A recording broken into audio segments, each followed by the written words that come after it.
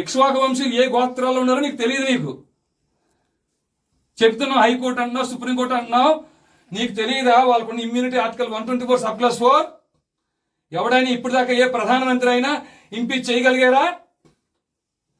77 IPC 197 CRPC వాళ్ళ రక్షణ కవచ తెలీదా మీకు? భగవద్గీత 18వ అధ్యాయంలో 17వ శ్లోకం ఉన్న యస్య నాహంకృతో భావో బుద్ధిరేశ్య నలిప్యతే హత్వాపి సహిమాన్ లోకాన్ని హంతి ప్రయోగించే అవకాశం మాకు లేదా?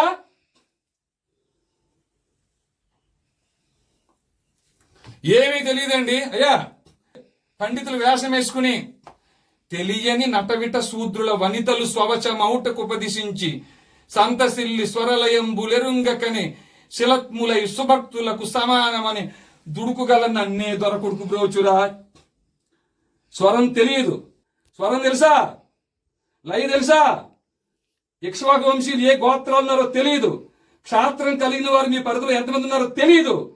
వైశ్య పరంపర 44వ శ్లోకంలో చెప్పిన వైశ్యులు కృషి గోరక్ష వాణిజ్యం మీ ఆలయ పరిధిలో ఎంతమంది ఉన్నారో తెలియదు.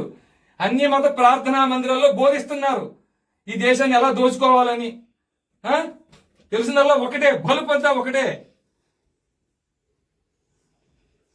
బలుపు అహంకారం ఒకటే.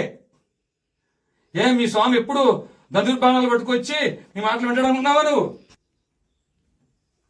ఈ అర్చక పురోహితులు మీ పని ఇది. మీ ఆలయ పరిధిలో క్షాత్రం కలిగిన వారు ఏ ఏ గోత్రాల్లో ఉన్నా, వైశ్య పరంపర వారు ఏ ఏ గోత్రాల్లో ఉన్నా ధర్మస్థాపన కోసం కలిలో రామరాజ్యం ఏర్పాటు అయ్యింది.